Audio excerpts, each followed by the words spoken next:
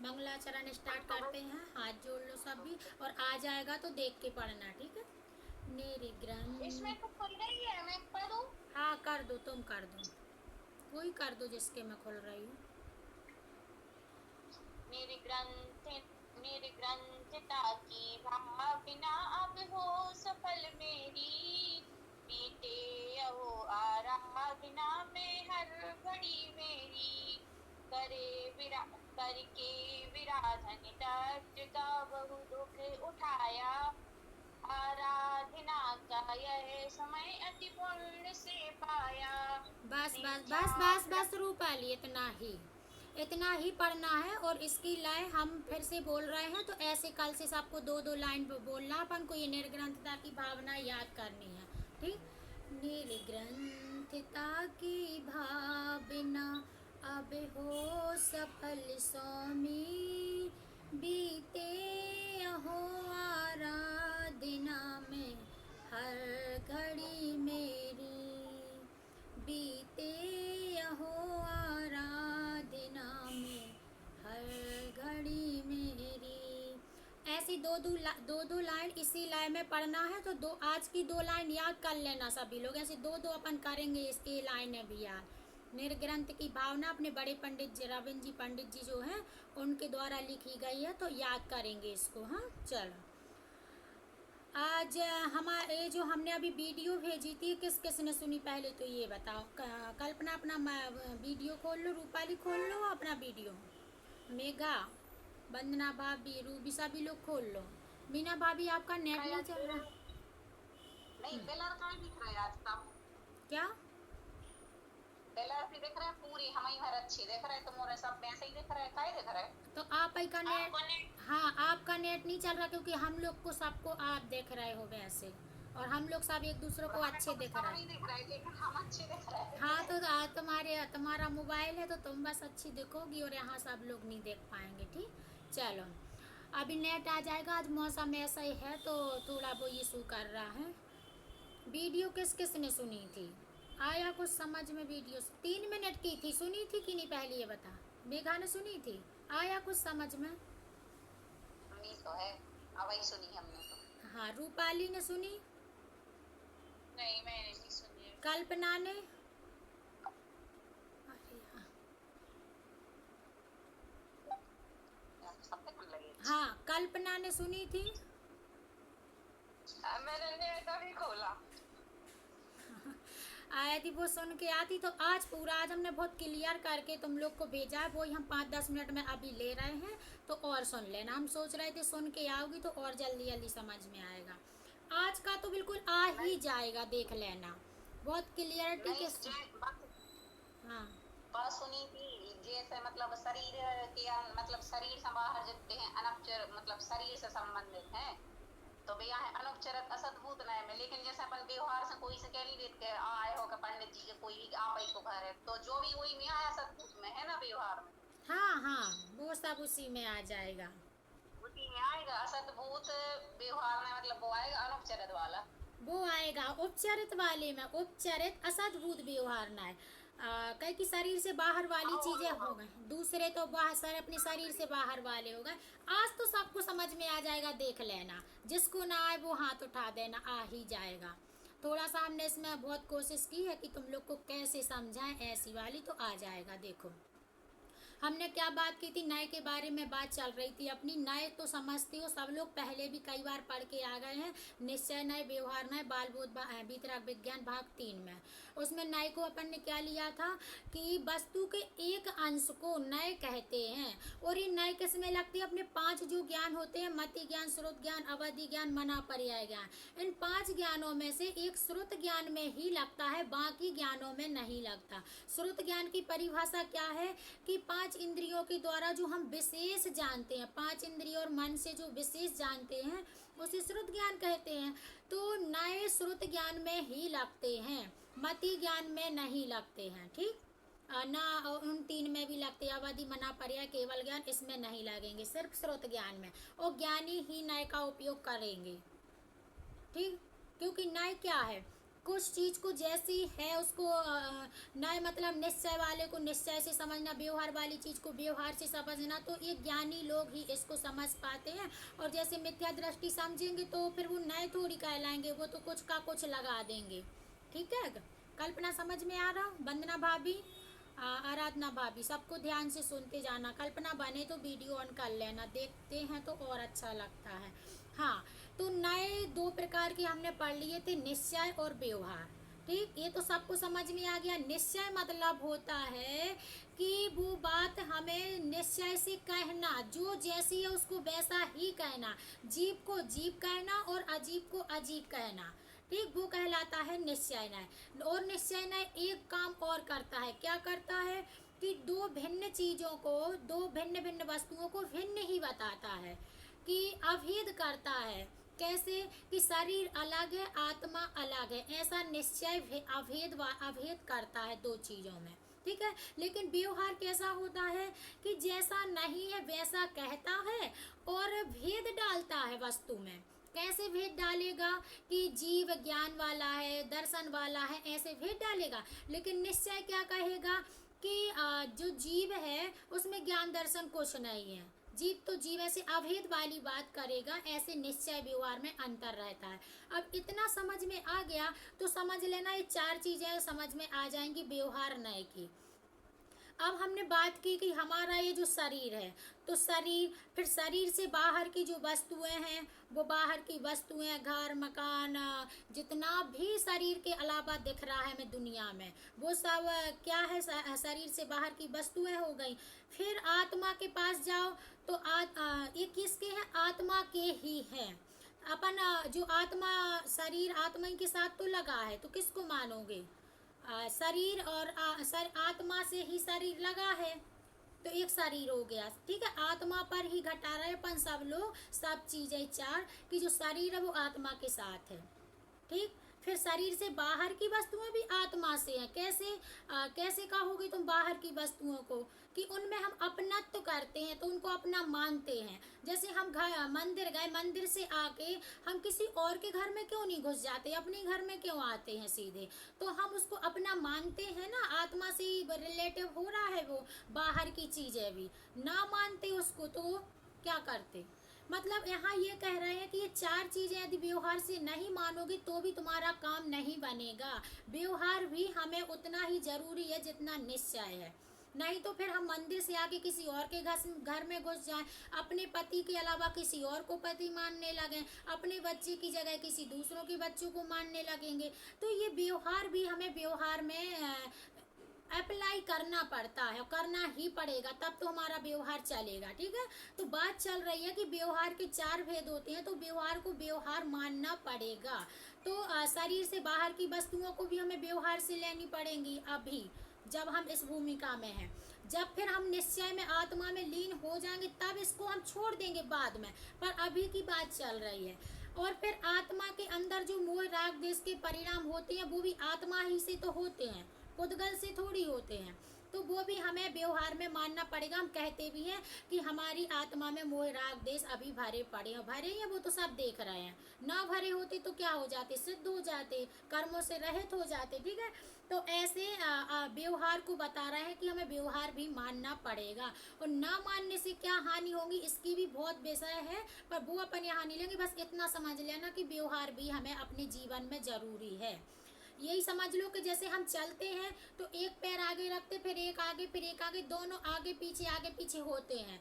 दोनों ऐसे तो नहीं है कि एक पीछे ही रहेगा, वो दोनों साथ साथ चलते हैं। ऐसे निश्चय व्यवहार को साथ साथ लेके चलना है अपन को। निश्चय के बिना व्यवहार नहीं होता, व्यवहार के बिना निश्चय नहीं होगा।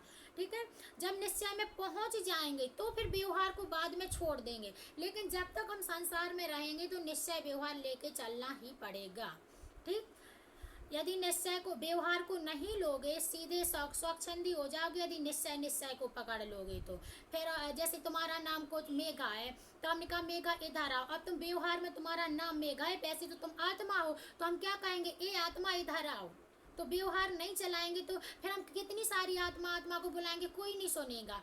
तो व्यवहार जरूरी है जब तक हम इस भूमिका में, ये बताने वाले हैं। फिर आत्मा में मोह राग देश के परिणाम को हम क्या कहेंगे कि आत्मा के ही है, अभी तो कहेंगे आत्मा के हैं, फिर किसके हैं यदि उसके नहीं है तो वो हमें व्यवहार में कहना पड़ेगा।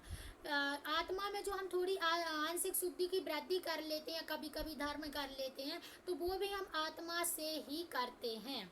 क्या कहेंगे कि आत्मा में आंशिक शुद्धि की वृद्धि हो गई, तो वो भी आत्मा से रिलेटिव हो गया। मतलब है अपनी एक चीज एक प्योर आत्मा, पर उसको अभी हम अशुद्धता से व्यवहार से देख रहे हैं कि कैसा कैसा कह सकते हैं व्यवहार चलाने के लिए। फिर पूरी कसाई नाश कर देते हैं, तो क्या कह देते हैं कि हमारा आत्मा शुद्ध हो गया, ऐसा कह देते व्यवहार से। नहीं कहते कि अरिहंत परमेष्टि के 4 घातीय कर्म चले गए हैं, सिद्ध परमेष्टि के 8 चले गए, क्या उनके चले गए हैं? वो तो प्योर आत्मा हमेशा शुद्ध रहती ही है, चले यले कुछ नहीं जाते हैं। लेकिन व्यवहार में कहते हैं, यही बात चल रही व्यवहार की। आत्मा तो वैसे ही पहले से शुद्ध है, उसमें कुछ राग देश नहीं था, लेकिन व्यवहार में हमें ऐसी बातें करनी पड़ती हैं। आ गया व्यवहार की 4 चीज समझ में। ठीक, अब इसको हम उपचरित अनुपचरित घटा दें तो बन जाएगा सबसे। जैसे हमने कहा अनुपचरित असद्भुत व्यवहार नए, तो ये किस में आएगा कि शरीर वगैरह जो हम अपना मानते हैं अभी और है आत्मा के साथ एक क्षेत्र अवगाय संबंध है, उसे कहेंगे अनुपचरित असद्भुत व्यवहार।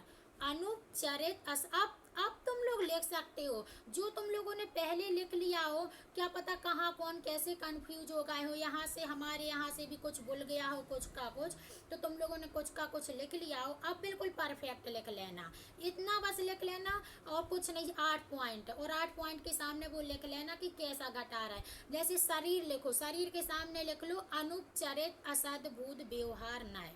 ठीक है, तो अनुपचरित मतलब क्या होता है कि उपचार जिसमें नहीं है, अनुपचरित, आ मतलब नहीं, उपचार।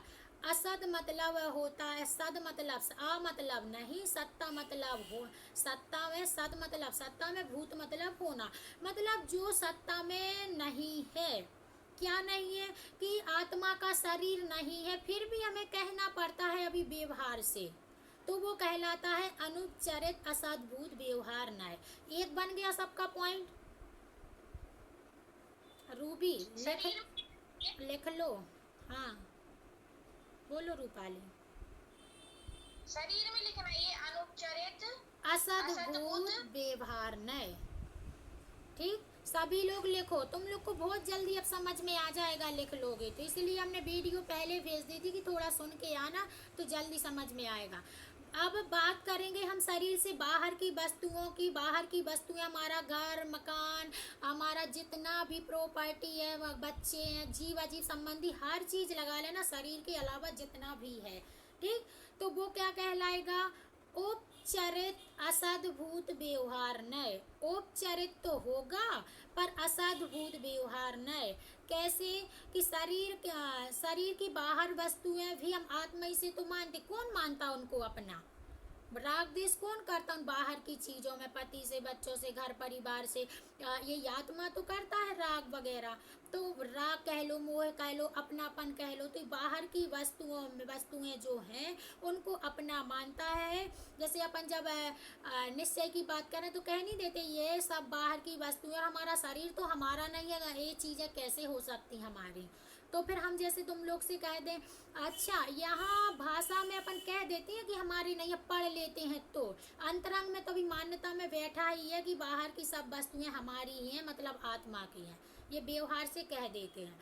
ठीक है, तो इसको क्या कहेंगे? शरीर से बाहर की वस्तुएं जो भी है उसको कहेंगे उपचरित असद्भुत व्यवहार नय। 2 हो गए सबके। ठीक है, अगला देखना तीसरा। आज निन्नी नहीं आई है क्या? निन्नी कल निन्नी ने हमसे 11 बजे रात तक बात की, उसको इतनी लगन है पढ़ने की कि उसने रात में 11 बजे तक बात की हमसे, वो पूरा कह रही मामी हमें पूरा समझ में आ गया। जब उसने पूरा समझ ही लिया तब उसने फोन रखा, इतनी लगन है उसको। हाँ, अगला है तीसरा देखना। तीसरा आएगा कि आत्मा में जो मोह राग देश के परिणाम उत्पन्न होते हैं, चाहे राग हो, चाहे कसाय हो, क्रोध, मान, माया, लोभ, जितने भी वैरायटी है राग संबंधी और द्वेष संबंधी, वो सब किस में आ जाएगा? उपचरित सद्भूत व्यवहार नय, उपचरित सद्भूत व्यवहार नय, मतलब दोनों क्या है, दोनों पॉजिटिव कहेंगे इसको, सद्भूत भी है और उपचरित भी है, ठीक। उपचरित सद्भूत व्यवहार नय। चलो अगला देखें, और इसी में वो भी आ जाएगा कि जो हम थोड़ी सी आंशिक शुद्धि के अंदर वो है राग देश। हाँ, उपचरित सद्भूत व्यवहार नय में आएगा मोह, राग, देश, कसाय आदि, और जो आत्मा में आंतरिक शुद्धि की वृद्धि होती है वो भी इसी में आएगा, क्योंकि वो शुद्धि की वृद्धि भी तो किससे करते, आत्मा से। कुछ हमारे अंदर अभी अशुद्धता पड़ी है मोह, राग, देश की, कुछ में शुद्धि हो गई है, तो वो भी इसी में आएगा, उपचरित सद्भूत व्यवहार नय में, ठीक। आवाज कट रही बहुत ज्यादा। हाँ, आवाज ही नहीं आ रही। अच्छा, सभी को नहीं आ रही? हाँ, आवाज। तो कुछ समझ में आया कल्पना अभी तक क्या बोला हमने कि आवाज कट रही थी तुम्हें? आवाज ही कट रही थी, कुछ समझ में ही नहीं आया। तो जब से क्यों नहीं बोला? तो कहते तुम क्या कर ले? फिर बोला जो कुछ तो वो नहीं आया। आप सब अपने माइक बंद करो, क्योंकि सबके चालू रहती है तो वो उतना नेट वहाँ कवर कर लेता तो हमारी आवाज नहीं पहुँच पाएगी। सबके होगा? चलो एक बार फिर से बोल दे रहे हैं, ध्यान से सुनना। शरीर जो है वो शरीर अपना जो आत्मा के साथ शरीर लगा है वो कहलाएगा अनुपचरित असद्भुत व्यवहार न, 1 पॉइंट। दूसरा है शरीर से बाहर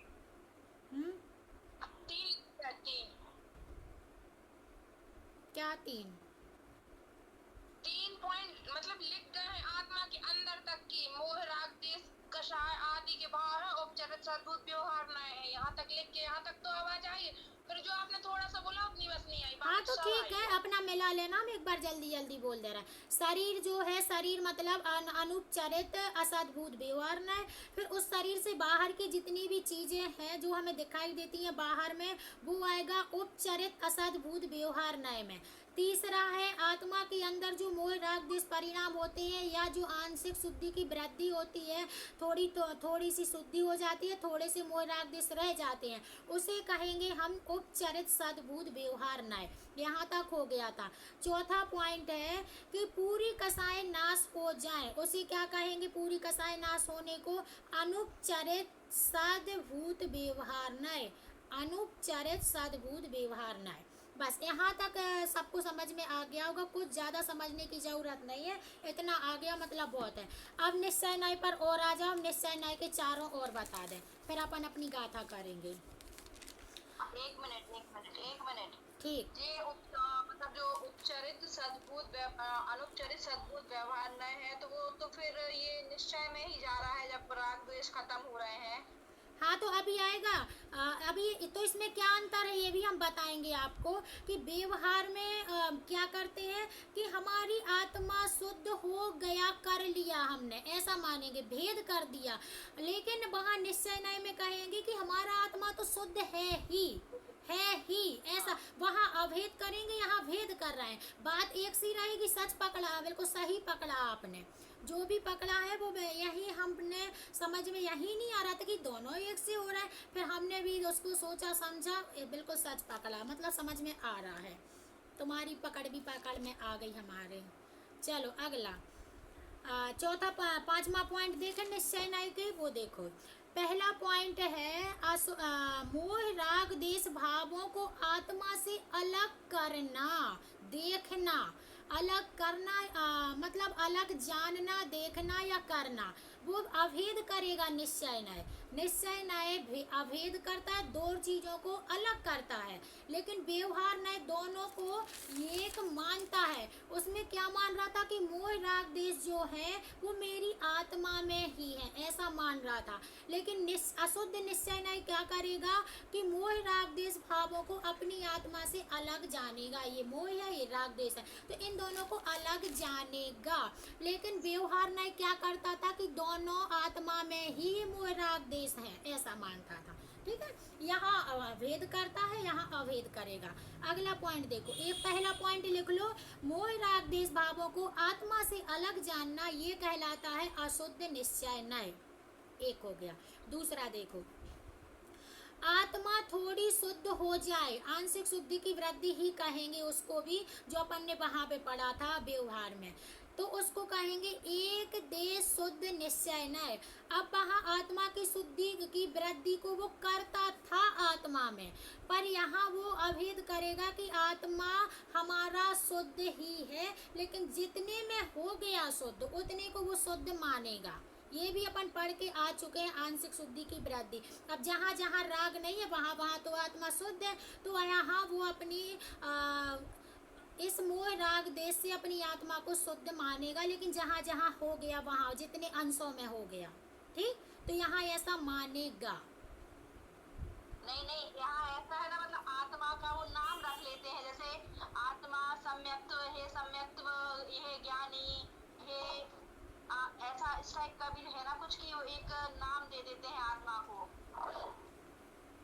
हाँ, तो यहाँ सम्यक दृष्टि वाली बात भी चल जाएगी अपनी, चौथे से चौथे पांचवें छठ में, ये तो हम पहले बोल के ये सब हम ऐसे ही बोल के आ गए हैं, तुम लोग को समझ में नहीं आया था इसीलिए नहीं आ रहा है। अब हमने थोड़ी दूसरी ट्रिक्स अपनाई है समझाने की, इसमें आ जाए तो ठीक है। हाँ, तो वो ही कहेंगे इसको, चौथे पांचवें छठवें गुण स्थान वर्ती आ सकते हैं इसमें, ठीक, कि थोड़ी सी जितने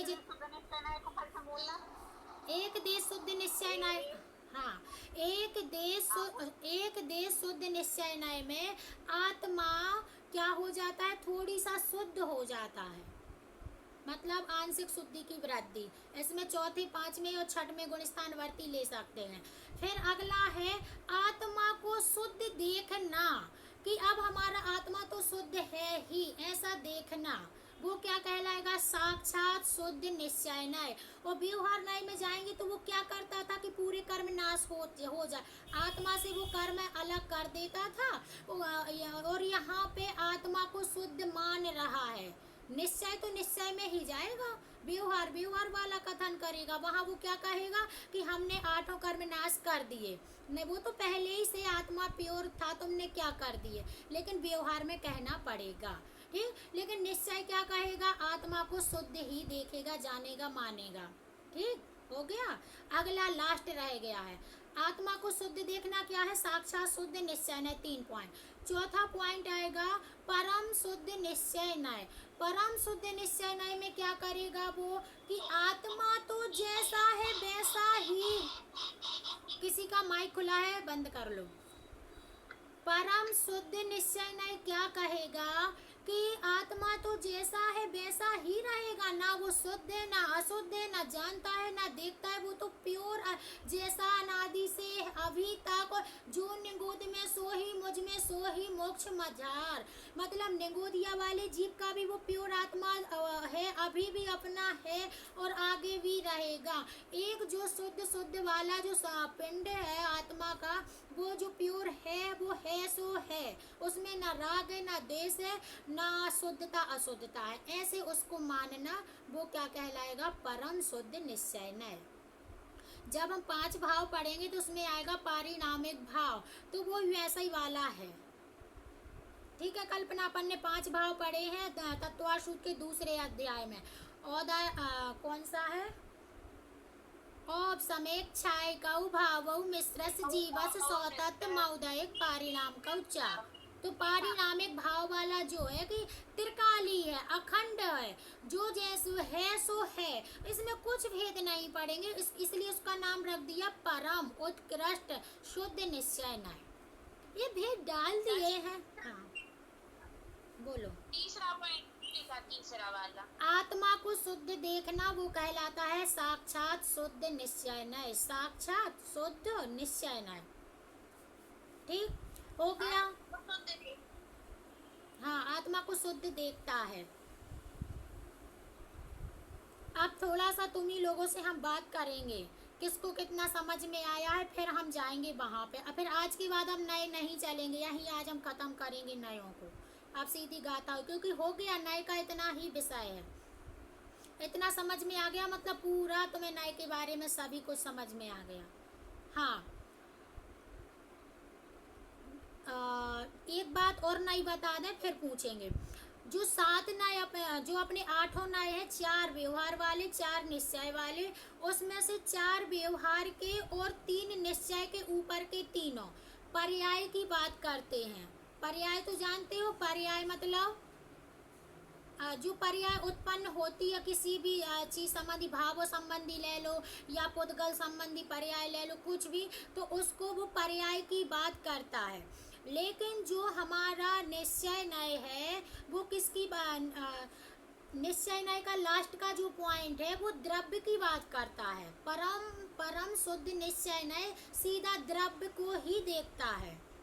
ठीक हो गया, समझ में आ गया। कल्पना, रूपाली, मीना भाभी वीडियो बंद करके बैठी हो आप। पूजा, आया तुम्हें समझ में क्या कह दिया? आया? नोट नहीं किया?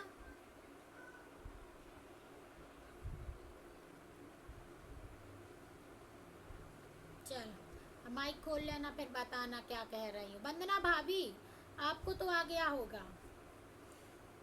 ठीक, नहीं सभी को आ गया होगा। आज तो हमने बहुत सरल तरीके से बताया है। अभी तक तो हम खुद स्वयं ही कंफ्यूज हो रहे थे, तो वो तुम लोग के सामने एक्सप्लेन नहीं कर पा रहे थे। समझ में तो आ रहा था कि ये बात क्या है, पर उतना अच्छे तरीके से नहीं कर पा रहे थे। पर आज तुम लोग को आ गया होगा। क्यों, आराधना भाभी आया है, रूबी को आया है समझ में क्या बोला हमने यहाँ से।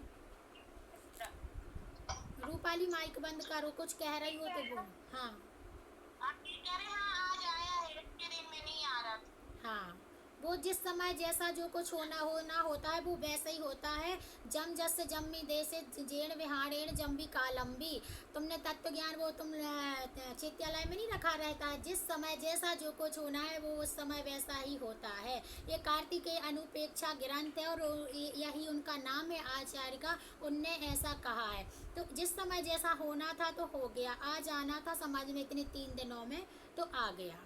ठीक, चलो वंदना भाभी को आया समझ में? थोड़ा थोड़ा देखो आ गया, वो तो समझ में आया है, मगर अब उसको जैसे आप बता दो ना उसमें उदाहरण में, वो थोड़ा सा अब समझेंगे धीरे धीरे। हाँ, तो ऐसा तो आ गया कि व्यवहार न्याय में ऐसा सोचना पड़ता है। व्यवहार न्याय में एक आत्मा है, एक शरीर है, तो इन दोनों को एक मान के बात करता है। लेकिन जो हमारा निश्चय न्याय है, इन दो चीजें हैं, इसको अलग करेगा। वो इनको अलग करेगा, वो एक ही को कहेगा। ठीक, ऐसे। चलो, कल्पना को आया समझ में? बोलो। ये वाला विषय तो बहुत बार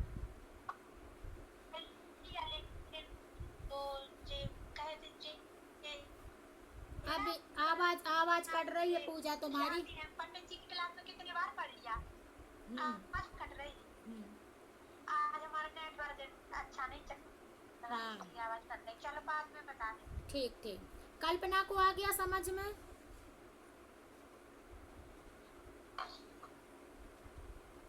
कल्पना कुछ कर रही है। ठीक, चलो अपन अपने आप दिख नहीं रहे, हम तो वीडियो में दिख रहे हैं अपने आंखों। अच्छा, भी दिख रहे हैं। हाँ, तो वो अपना यहाँ का नेटवर्क इशू चल रहा, क्योंकि मौसम ऐसा बना है। तो समझ में आ गया कल्पना आज आप तुम्हें? हाँ, मीना भाभी दिख रही है मैं अच्छे से, आप और कोई नहीं दिख रहा। हाँ, तो नेटवर्क की वजह से नहीं दिख रहा है। आवाज तो आ रही ना? हाँ, आवाज आ रही। ठीक, आवाज आ रही। तो बताओ तुम्हें समझ में आ गया आज की नहीं?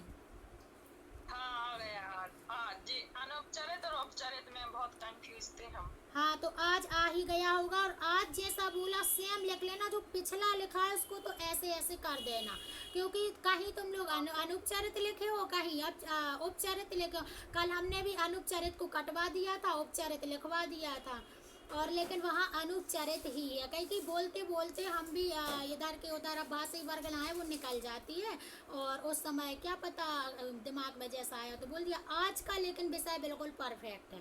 ठीक,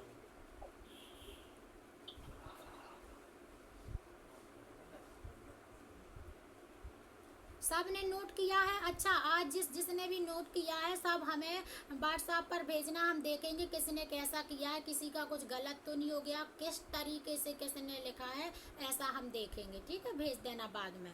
हाँ, अब आ जाते हैं अपन निश्चय और व्यवहार में इतना बस समझ लेना है कि जो मोह राग द्वेष आदि भाव है वो आत्मा की कहता है कौन, व्यवहार। और निश्चय में क्या करता है, मोह राग द्वेष के परिणाम को वो आत्मा से अलग जानता है, मानता है, अनुभव करता है। कहाँ पढ़ी ये परिभाषा, किसी को याद आ गई? आत्मा चैप्टर में अंतरात्मा की ये परिभाषा है, ये कि जो सम्यक दृष्टि जीव है वो क्या करता है। किसी को याद आई अंतरात्मा की परिभाषा की? नहीं, वीतराग विज्ञान भाग 2 है शायद। शरीर को अपना नहीं मानता, वीतराग एक है जो हाँ, दो नहीं है। एक है, सही कह, एक है वीतराग विज्ञान, एक अपन ने जिसका अभी पेपर दिया।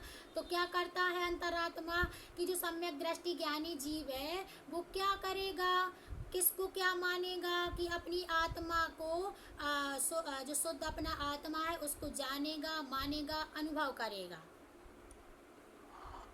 ठीक, चलो अब आ जाओ अपना अपना सब लोग के, हम सभी के लिए पुस्तक भिजवाने की कोशिश करेंगे। जिसके यहाँ आ जाए तो देख बता देना कि मेरे पास आ गई है।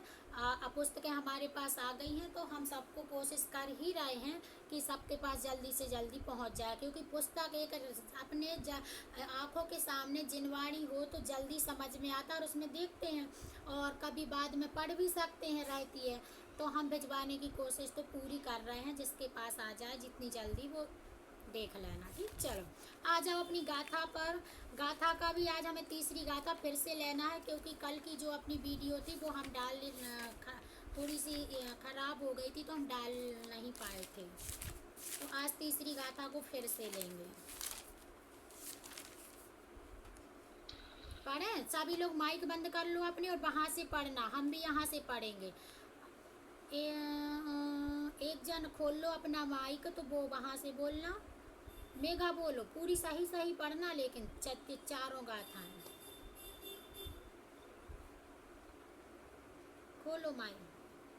लिखी है तुम्हारे पास पुस्तक है? नहीं लिखी, वो साइड नहीं है। वहाँ दिख रही कहीं तुम्हें स्क्रीन पर? देख रहे थे व्हाट्सएप में। चलो रूपाली तुम अपना खोल लो, तुम्हारे पास पुस्तक है, तुम पुस्तक में से देख के पढ़ो। कल्पना के पास भी पुस्तक है, कल हमने भिजवा तो दी थी इन लोग के पास। हाँ बोलो। चलो बोलो तो। हाँ चारों बोलना, अच्छे गा के बोलना। देख ठीक, चल कल्पना ने 3 याद कर ली, हमें भेज दिया था, तुम लोग भी भेजा करो जब याद हो जाती हैं तो। स्टार्ट। जीव भी करी थी। हाँ चलो बोला? हाँ हेलो, बोले? हाँ बोलो बोलो। बोलो। जीवन दब्बम जिनवर बस है न जननी दट्टम देविंद विंद वंदम वंदे तम सभ्यदा सिरसा जीवो उब ओगमो अमुत्तिकत्ता सदे परिमाणो भोक्ता संसारतो सिद्धो सो विश्व सो ढगई तिक्काले चदुपाणा इंद्रिय बल माउ आण पाणो या बवहारा सो जीवो रिच्चय दो दुचेदना जस्से उप ओगो दुय्य दुबिय ओ दंसणणम च दंसणम च दुधा चक्षु अचक्षु ओहि दंसण मद के विलम्बनेयम। ठीक है, कल व्यवहारा बोल दिया था, आज कल्पना ने सुधार लिया है, व्यवहारा ही बोला है। ठीक, हाँ बोलो वंदना भाभी। आपका फोन म्यूट है चाची, पहले खोलो, कुछ नहीं समझ में आया। वंदना भाभी बोलो क्या कह रही हो?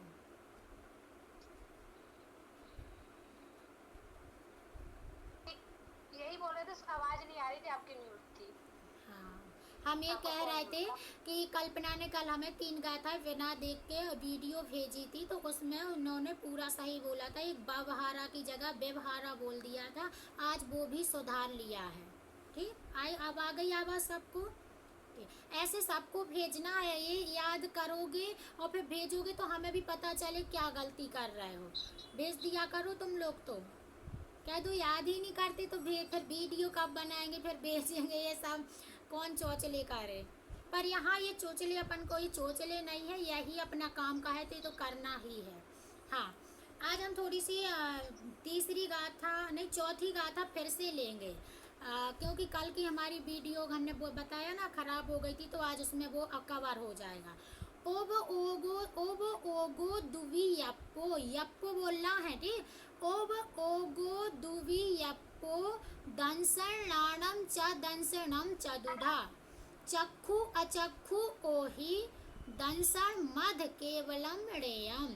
मतलब ओबो ओगो मतलब उपयोग, दुवी अपो मतलब दो प्रकार का, दंसण नाणम मतलब दर्शन और ज्ञान, चा मतलब और, दंसण मतलब दंसन, चदुदा मतलब चार प्रकार का।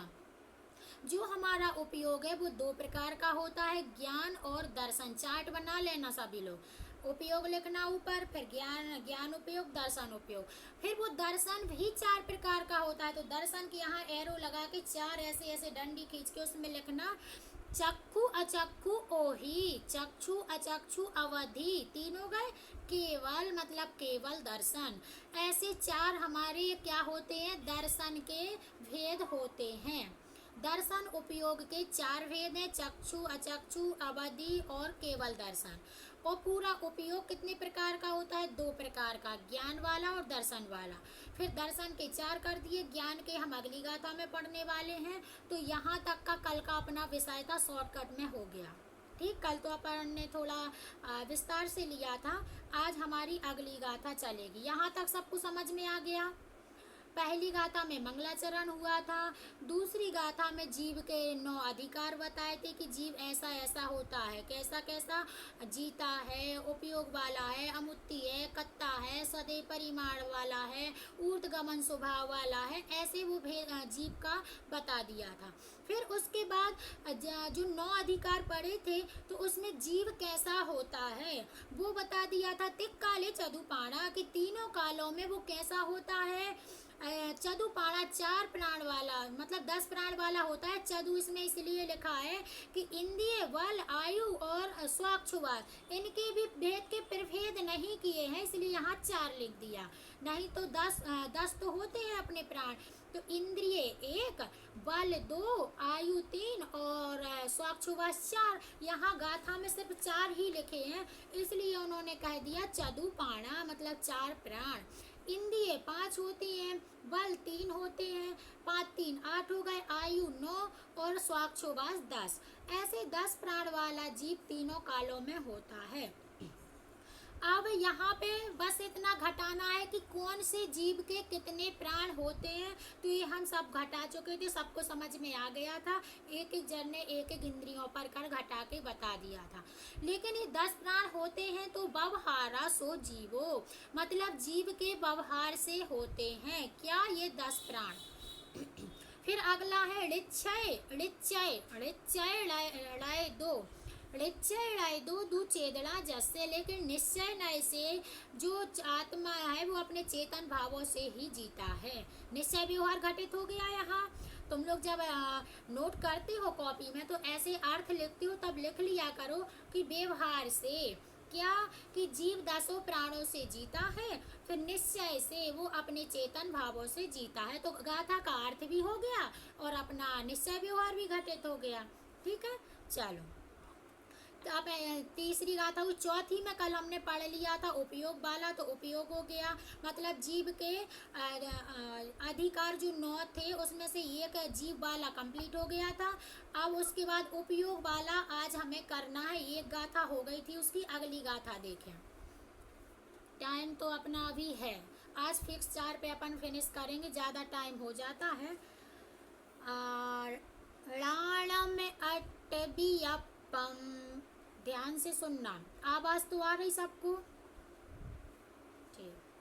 जे वाली वो कहाँ है, भेजी भेजी कहाँ है हमारे में नहीं आ। अच्छा, आज हम भेज नहीं पाए हैं। यदि कोई जिसके पास पुस्तक हो वो ग्रुप पर डाल दो अब भी, ठीक, जब तक अपन बात करते हैं। राणम अट्टबियप्पम, राणम अट्ट अट्ठ आ आदाटा और ठा टेरे का 8 राणम अठबियप्पम मदि सुदि ओही अणाण नाणाणी। ये अपने 5 ज्ञान आ रहे हैं, देख लेना, पढ़ के आ गए प्रवेशिका में भी और बालबोध भाग, बालबोध नहीं वीतराग विज्ञान में पढ़ के आ गए। राणम अठबियप्पम मदि सुदि ओही अणाण नाणाणी मण पज्जय केवल मवि पच्चख परोक्ष भेयम च। ऐसे हम इस गाथा को पढ़ेंगे एक बार और फिर अर्थ देखेंगे, फिर तुम लोगों से बुलवाएंगे। राणम अट्ठ बियप्पम मदि सुदि ओही अणाण नाणाणी मण पज्जय केवल मवि पच्चख परोक्ष भेयम च। देखो एक एक शब्द का अर्थ क्या होता है।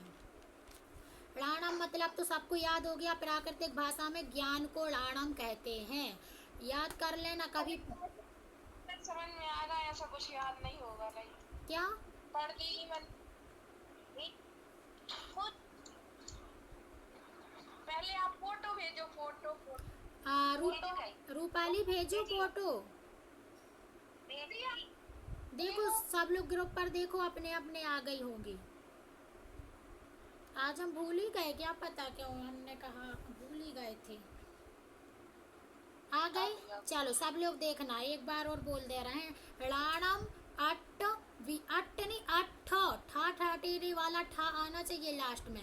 राणम अट्ठ वियप्पम मदि सुदि ओही अणाण नाणाणी मण पज्जय केवल मवि पच्चख परोक्ष भेयम च।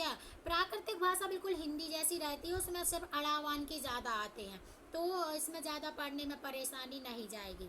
राणम मतलब ज्ञान, अट्ठ मतलब 8, वियप्पम मदि सुदि मतलब जो ज्ञान है वो कितने प्रकार का होता है, 8 प्रकार का। अभी अपन ने दर्शन पढ़ा था 4 प्रकार का, अपन को उपयोग का 12 का टारगेट पूरा करना है, कितने 12 का, तो 4 दर्शन पढ़ लिए, 8 ज्ञान पढ़ने वाले हैं, 8 4 12 हो जाएंगे, तो अपना उपयोग अधिकार हो जाएगा।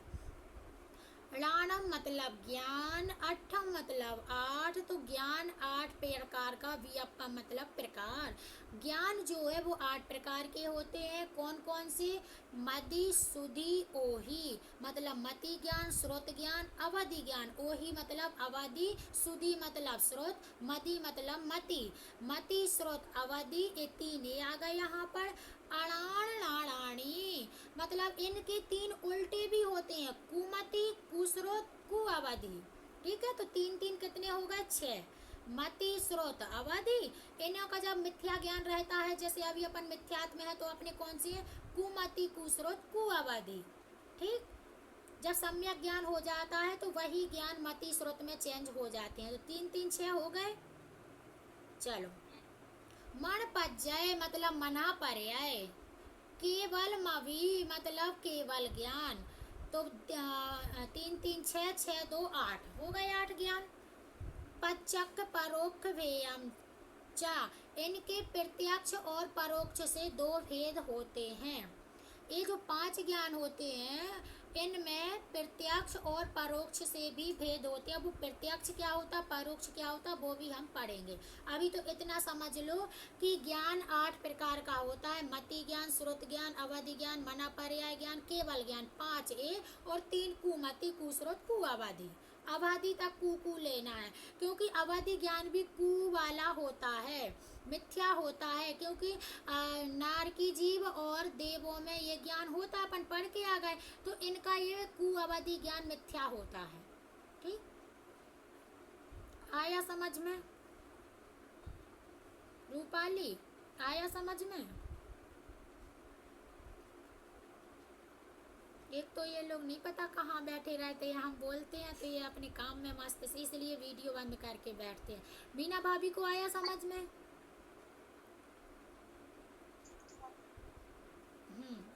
कल्पना को आया? हाँ ठीक है। राणम अट्ठ वियपम मदि सुधि ओहि अणाण राणाणी मण पज्जय केवल मवि पच्चक परोक्ष भेयम च, कि हमारे जो ज्ञान है वो 8 प्रकार के होते हैं। 8 में से उस जो 5 होते हैं उन 5 के भी प्रत्यक्ष और परोक्ष होते हैं। इस गाथा का इतना ही अर्थ है। ठीक, चलो थोड़ा सा हम पूछ ले। अब यहाँ हो गया, पढ़ते तो सबसे आएगा कि फिर से पढ़ते आ जाए? चाची ये वाला सब राही राड़ी राड़ी अणाण अणाण राणी अणाण राणाणी राणी। ऊपर अपनी टंग को नीचे नहीं लाना है, ऊपर के ऊपर फिर से ले जाओ। अणाण राणाणी अणाण राणाणी। ठीक है, ठीक, मतलब अड़ान मतलब अज्ञान, अड़ानानी मतलब वो 3 प्रकार के कुमति कुश्रुत कुआबदी होते हैं। अड़ान का मतलब, ठीक। वंदना भाभी आ रहा समझ में? गाथा पढ़ते बनेगी। यही नीचे से स्टार्ट करते हैं आज हम। सबसे पहले हमें नीचे दिख रही हैं आराधना भाभी। बोलोगी गाथा? नहीं बोलोगी, चलो। पर जब बोलने लगोगी तो हमें पूरा बोल के बताना, 5 गाथा जितनी हो जाए जब तक। चलो वंदना भाभी बोलो। हाँ, थोड़ा जल्दी जल्दी करना। अराड़म अट विद्यम मदि सुधि ओहि अराड़ अराड़ी मण पज्जय केवल मवि पच्चक्को परोक्खो भेयम। अभी तो गई काम से, अभी तो ये नहीं आया। आएगा, सुनना अब आ जाएगा, वो तो आएगा। सीखने तो बैठे हैं। जब अपन छोटे बच्चे थे तो अनार का, आम का, पहले ऐसा सी बनाओ फिर ऐसे बनाओ, सीखा। अब यहाँ तक आ गए, ऐसे सीखेंगे। चलो अब इसके बाद हमें 2nd नंबर पर रूपाली दिख रही है। बोलो रूपाली। सुनना लेकिन सबका, और वहां से बोलते जाना। हाँ बोलो। राणम अट्ठवियप्पम मदि सुधि ओहि अराड़ राही राड़ी मण पच्चय केवल मवि पक्ष परोक्ष भेयम च। गलत है रूपाली, अभी तो नीचे की लाइन तो पूरी ही गलत है। फिर से हाँ केवल अभी फिर से बोलो, मड़ के आगे का। मण पज्य केवल मवि। पज तो वहाँ नहीं लिखा है, अच्छे से देखो कॉपी में क्या लिखा है। पज्य या बना कि वा बना? क्या बना? तो पज्जय, पज क्यों बोल रही हूँ? पज्जय बोला बाद में। पज्जय आपा अदजा जाय पज्जय हाँ। केवल मवि। हाँ। फिर पच्चक परोक्ष भेयम च। अभी बोला है सही, तब तो गलत बोला था। तुम अपने मन से बताना। हाँ हो गया होगा लय में। ये नहीं आया। अड़ाड़ अरे यार वो आई नहीं रहा। अड़ाण राणाड़ी। राड़ी। हाँ, प्रैक्टिस करना, आप भेज देंगे उसमें बोल के वॉइस मैसेज पर। चलो इसके बाद हमें दिख रही है मेघा। बोलो मेघा।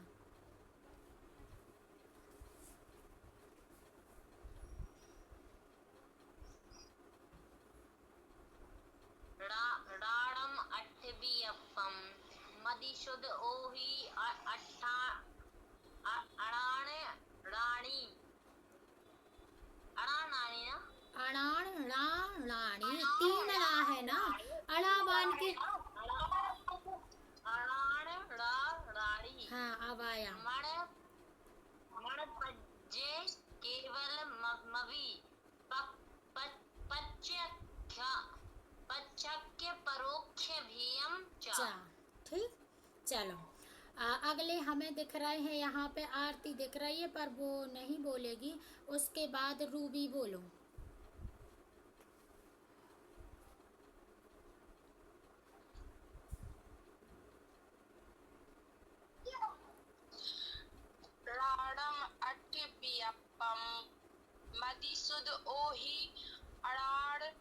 राड़ी राड़ी राड़ियम राड़ी ना बोलो बोलो फिर आएगा। हाँ मड पज पज पज के केवल मपी पचक परो परोक्ष भेयम चा। पचक नहीं पचक, आधा चा भी है ना, तो पचक पचक आधा चा भी उच्चारण में लाना है। और सदी नहीं सुदी लिखा है वहाँ पे, मदी सुदी। अभी बहुत तो गलतियाँ हैं इसमें, जो दूसरे बोलेंगे तो मिलाते जाना। हाँ कल्पना बोलो। मदी सुद है, मदी सुद है, सुदी नहीं है। नाणम अट्टे भी अप्पम मदी सुदी ओहि सुदी। मदी सुद ओही सुद है, सुदी नहीं है। हमारे में सुदी लिखा है, हम मिला लेंगे और शास्त्र से हमें पता नहीं क्या होगा तो देख लेंगे। ठीक, शास्त्र में सुदी सुद लिखा ना, मदी सुदी मदी सुद मदी सदी लिखा तो क्या मदी सदी। सुद मदी सुद ओही ठीक है मदी सुद। मदी ठीक माने हो जाए मती ज्ञान, सुद माने सुद लिखो हो जाए तो स्रोत हुई है, सुद ही है ही में। ठीक है, हमारे में गलत लिखा होगा। चलो आगे, कल्पना को बोलना था आगे। अणाणम अठ भी अपम मदी सुद ओही अणाणी मण मण पचय केवल मवी पचक परोक्ष भेयम चा। ठीक है, सही है, ऐसे ही सबको बोलना है, मिलाते जाना। जिससे नहीं बनी है वो बार बार प्रैक्टिस करना। हाँ इसके बाद हमें मीना भाभी दिख रही हैं, बोलो। राणम एर्तेबियकम मदिसुद ओहि अणाणी मणपच केवल मवि पच्चक परोक्ष भेयम चा। ठीक है, कविता भाभी भी बैठी, बोलो। राणम एर्तेबियकम मदिसुद ओहि अणाणी मणपच केवल मवि पच्चक परोक्ष भेयम चा। पचक नहीं पचक, पचक पहले आधा चा उच्चारण में लिया करो, पच फिर चख। ठीक है, मतलब प्रत्यक्ष और परोक्ष ऐसे भेद होते हैं दो। चलो इसके बाद पूजा बोलो, बोलो पूजा। लालम अट्टबिन नप्पम मदीसद ओही आड़लाड़ा लड़ी मल पच्य के बिली मवी पच्चक परोक्ष भेयम चा। ठीक है, आ जाएगा आप सुनते सुनते। अभी तो गलत बहुत है, ऊपर की लाइन में भी है, नीचे भी आया था। बोल के देखना बार बार, तभी आएगा। जिसकी गलतियां हैं, रूबी, पूजा और किसने गलतियां, वंदना भाभी ने भी की थी। ठीक, इतने लोग और भी जो हों जो अपनी गलती सुधार लेना, भेज देंगे उसमें, तो सुन सुन के देख लेना किसकी कहाँ हो रही है। छोटी चाची बोल रही है। हाँ बोलो, हमें दिख नहीं रहे ना तुम लोग। चलो बोलो। राणम अट्टबियप्पम मदिसुद ओहि अणाणी मणपज्जय केवलमपि पचक परोक्ष भेयम च। हाँ अणाणी के यहाँ गलत कर दिया था, तो थोड़ा वहाँ पे सुधार लेना। मण पचख पचख पज, और यहाँ पे पज्जय की जगह भी बहुत लोग गलती करते हैं, यहाँ सुधार लेना। दो जगह ज़्यादा गलती होती है। पजल पूरा जा ले लेते ना तुम लोग, वो पजल वाला पज पज्जय पज्जय पज्जय, आधा जा फिर पूरा जा, पज्जय। जैसे अपन बोलते जय, जय महावीर स्वामी की जय, जय वाला शब्द लास्ट में आना चाहिए, पज्जय। ठीक है, हो गया। सीख लेना, प्रैक्टिस से ही आएगा, बिना प्रैक्टिस के तो नहीं आएगा, तो करना ही पड़ेगा। घर में थोड़ी सी प्रैक्टिस तो कर लेना। अब इसका थोड़ा अर्थ और तुम ही लोगों से पूछ लेते हैं, जिससे कि यही याद हो जाए। पहले तो बताना है ज्ञान कितने प्रकार के होते हैं, बोलो पूजा। 8 में से कितने मतलब सम्यक होते हैं, कितने मिथ्या होते हैं? 8 तो 4 वो होते हैं, सम्यक और 4 मिथ्या, नहीं गा- 3 मिथ्या। कौन से? वो क्या बोलते हैं, मति ज्ञान, श्रुति ज्ञान, अवैध ज्ञान, ये वो होते हैं सम्यक। क्या सम्यक, और वो 3 कौन से होते, 3 नहीं पता। इन्हीं के उल्टे कर दो, कू कू लगा दो ना आगे, कु आबादी, कु कुमति, कुस्रोत, कु आबादी। हाँ हाँ ठीक है, इनको याद करने की जरूरत नहीं है, सब में आगे कू कू लगा देना। इसे विभंग ज्ञान भी कहते हैं। हाँ, अगले बताना है कि इन 5 ज्ञानों में से कौन, ये तो हमने नहीं बताया अभी तुम लोग को कि 5 ज्ञानों में से प्रत्यक्ष कौन होते हैं, परोक्ष कौन होते हैं। तो सुन लो तो, जो 5 ज्ञान होते हैं, मति, स्रोत, अवधि, मना, पर्याय, केवल ज्ञान। तो आगे के 2 जो होते हैं, मति, स्रोत, अवधि, ये कौन से होते हैं? प्रत्यक्ष।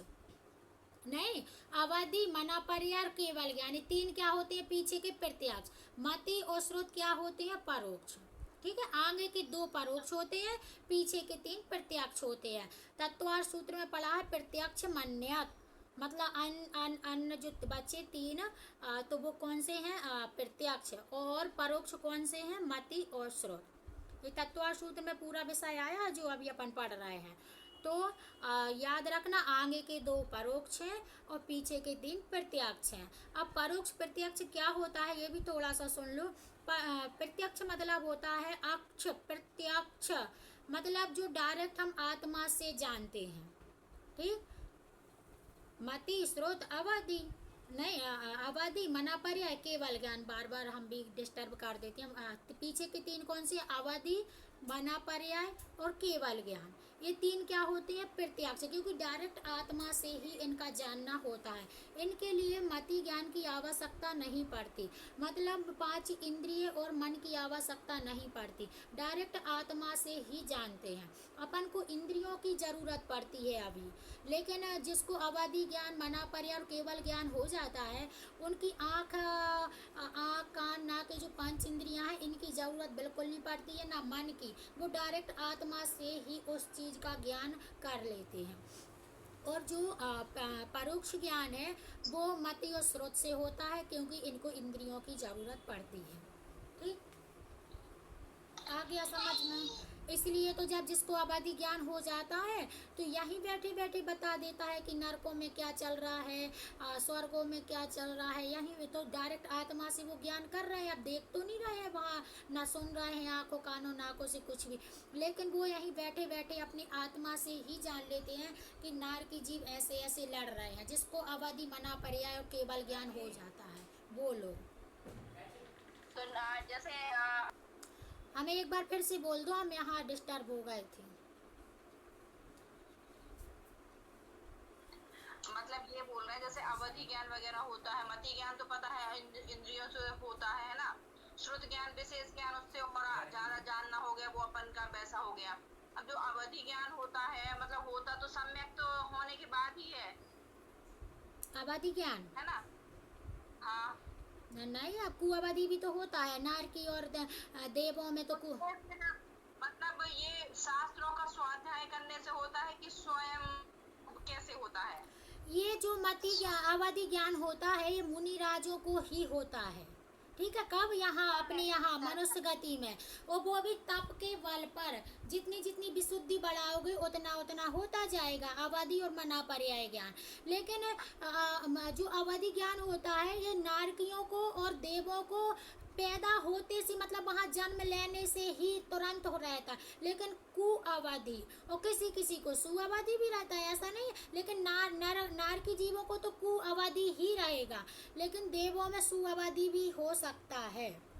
ठीक, और अपन लोगों को यहाँ मनुष्य गति में है और अवधि ज्ञान प्राप्त करना है, तो पहले तो मुनिराज बनेंगे, फिर मुनिराज के बाद उतना तप विशुद्धि बढ़ाएंगे, आत्मा में लीन होंगे तो होएगा। अपन को तो नहीं हो सकता है, एक तो स्त्रियां भी हैं तो मुनिराज नहीं बन पाएंगे, तो अपन को इम्पॉसिबल नहीं हो पाएगा। ठीक, मतलब वो मुनिराज ही बनना पड़ेगा तभी अवधि ज्ञान आप मतलब होगा, तब वैसे ही तपस्चरण करना पड़ेगा। हाँ, मुनिराज ही बनना पड़ेगा सुअवधि के लिए तो। ठीक, एक और होता है जाति स्मरण। हाँ, चलो, तो ऐसे तो बहुत अच्छे अच्छे स्वाध्याय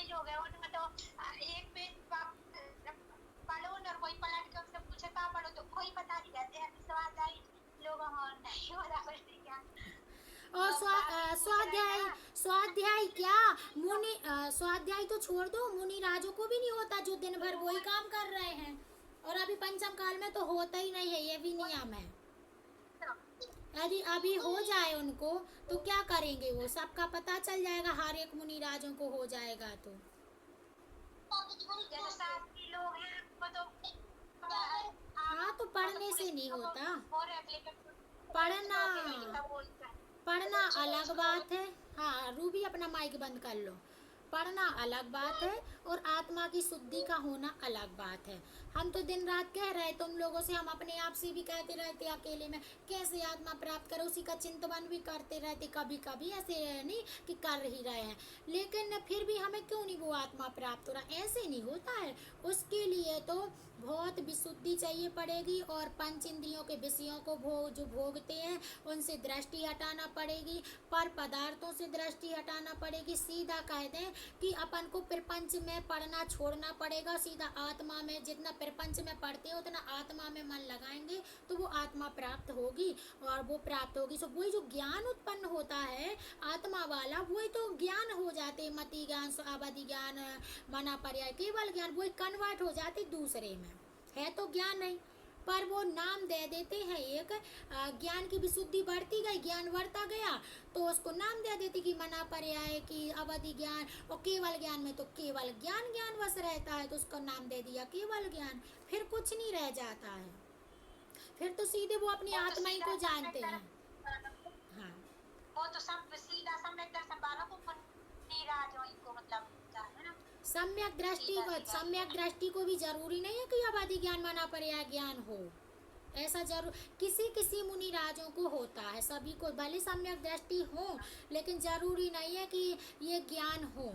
इनके लिए ये एक विशेष ज्ञान है, तो इनके लिए बहुत शुद्धि, और सभी के नहीं होगा, किसी को हो भी जाता है। तुम कहो कि मुनि राज को सबको हो जाता मना पर्याय ज्ञान, तो ऐसा नहीं है कि हमने सुना था क्लास में कि मुनिराज लोग 64 रिद्धियों के वो होते हैं धारी, तो उनके अंदर तो रहती हैं, तो वो जानती है लेकिन करती नहीं है, रहती नहीं रहती। नहीं तो 64 रिद्धियां जो होती हैं तो हर एक मुनिराज को थोड़ी होती हैं, कोई मुनिराज को कोई रिद्धि हो जाती है, और हो भी जाती है तो वो उसको यूज नहीं करती। जैसे एक रिद्धि हो गई, 64 रिद्धियों के नाम हमारे पास लेके हम तुम लोग को बताएंगे।